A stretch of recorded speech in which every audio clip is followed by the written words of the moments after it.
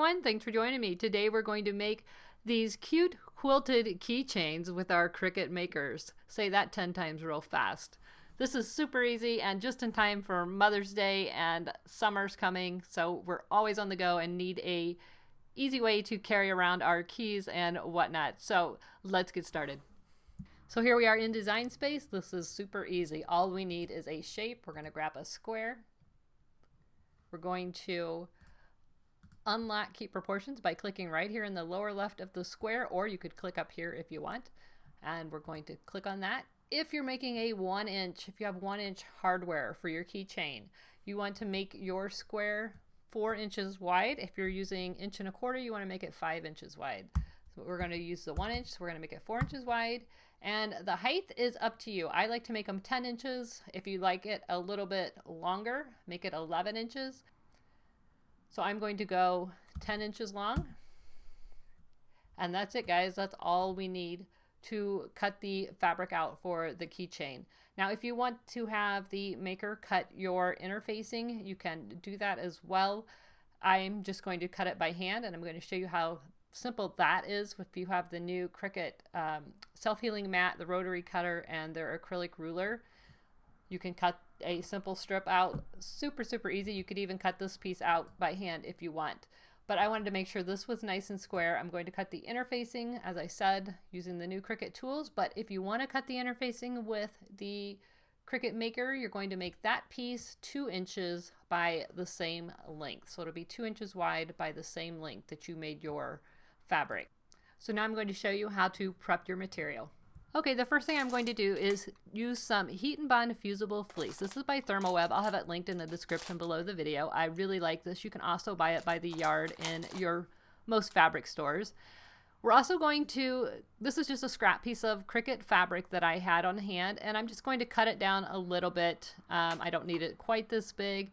Our piece is 4 by 10, so I just wanted to show you how to use this Cricut ruler with the self-healing mat. So you can see I'm lining the fabric up with the straight line on my self-healing mat, and I can count 1, 2, 3, 4, 5 inches. So I'm just cutting this bigger than my fabric piece that I need for Design Space. And this is all I need to put on my mat. So I really am loving this Cricut acrylic ruler for easy cuts, especially when you're using something like vinyl that rolls up.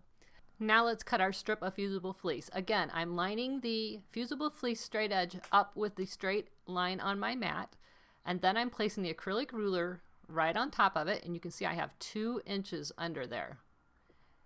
The other thing I love about the acrylic ruler are the stars. The little crosshairs on the acrylic ruler match the crosshairs on the mat, so I can tell that that ruler is absolutely perfectly straight. And you can see here how simple it was to get a really nice 2-inch strip of fleece. Okay, so now we're going to take our piece of fabric, and I'm working on the Easy Press mat here. I love this. It protects your surface from getting too hot from the Easy Press or even from an iron. It reflects the heat back up. But I folded my piece of fabric in half long ways just to establish a center point. So there's my center point. And now what I'm going to do is put that fusible fleece bumpy side down on that center line. And you can fold your fleece in half if you want to make sure it's exact. It doesn't have to be exact, but you want it pretty much in the center. And then I'm just going to apply the Easy Press for a few seconds. You can see I have it set at 305. I'm going to apply it for just a few seconds. Make sure that if you have any fusible fleece hanging over, that you get that out of the way. You don't want that to melt onto your mat, and you might want to trim that beforehand.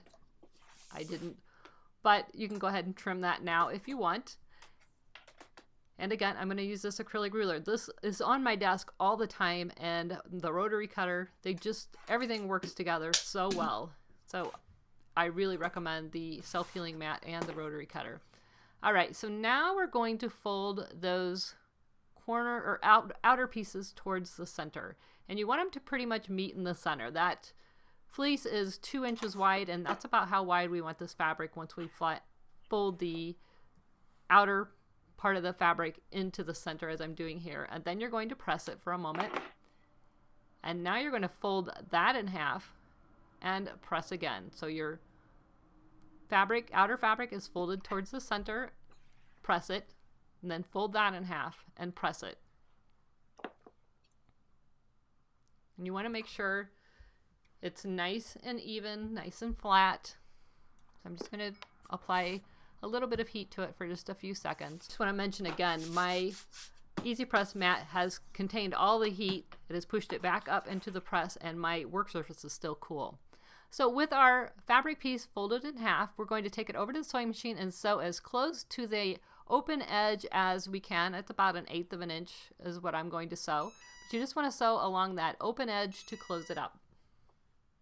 And here I've stitched along that open edge. Now I'm going to use this stitch line as a guideline on my presser foot, and I'm just going to move over a little bit, and I'm going to stitch another line next to it, use that stitch line for the next line, and keep going until I have stitched lines all the way down the width of the keychain. And here's the end result. Now if you wanted to, you could totally mark this with a disappearing fabric marker and your acrylic ruler and give yourself some guidelines to use as stitch lines or stitch guides, but that's totally up to you.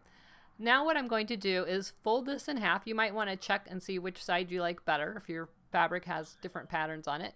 And I'm just going to fold the edges together, and I'm just going to run just a couple of tack stitches just to keep this into one piece. Now you're going to need your keychain hardware. I'll have this linked in the description below the video. It usually comes in either 1 inch or 1.25 inch set, and usually you get the jump ring with it. I just put a jump ring on. I'm using the 1 inch piece, and all you do is put this on your loop, and these are special pliers that you can get with it. They're nothing fancy. You can use regular pliers. If you use regular pliers, you might want to put some fabric over it just to keep from scratching your hardware. But what I like to do is put the hardware into the pliers, and if you have any loose strings or anything you want to clean up that edge, make sure it's nice and straight. I'm just cutting off a few loose threads. I don't want to clamp in there. But you're going to put your hardware into your pliers. I find this the easiest way. And this is why I like to tack it down, because it just makes it much easier to keep everything in place with just 2 hands. And you're just going to insert the fabric into the hardware just like this. I'm just inserting that inside. I'm checking to make sure that it's centered, and squeeze. And that's it. You just made your quilted keychain. I think these are super easy to make. They're great scrap busters, and they make a cute little gift to give for just about any occasion. And remember, Mother's Day is right around the corner. So I hope you enjoyed this video. If you did, like, subscribe, and share. I'll have all of the products linked below this video. They are affiliate links, so if you use my links, it does help support this channel. Thanks so much for watching, and I'll see you next time. Bye-bye.